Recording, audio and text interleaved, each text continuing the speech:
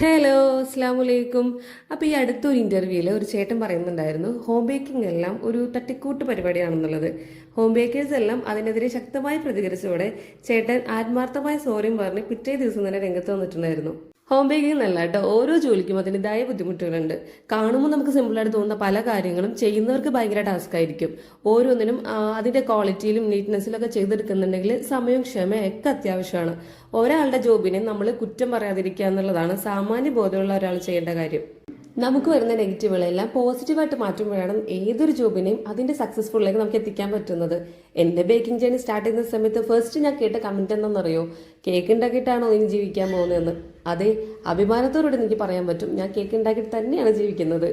അപ്പൊ ഹാപ്പി ആയിട്ടിരിക്കുക, സന്തോഷമായിട്ടിരിക്കുക. 100% പോസിറ്റീവ് മാത്രമായിട്ട് നമുക്ക് ഏതെങ്കിലും ജോബിലേക്ക് ഇറങ്ങാൻ പറ്റും? ഇല്ല, ഒരുപാട് നെഗറ്റിവിറ്റി കേൾക്കേണ്ടതായിട്ട് വരും. അപ്പോൾ വരുന്ന നെഗറ്റീവ്സിൽ നമുക്ക് വരുന്ന മിസ്റ്റേക്കുകൾ തിരുത്തിയിട്ട് മുന്നോട്ട് പോകാൻ കഴിയുമ്പോഴാണ് ഏതൊരു ജോബും സക്സസ്ഫുൾ ആയിട്ട് പോകാൻ പറ്റുള്ളൂ.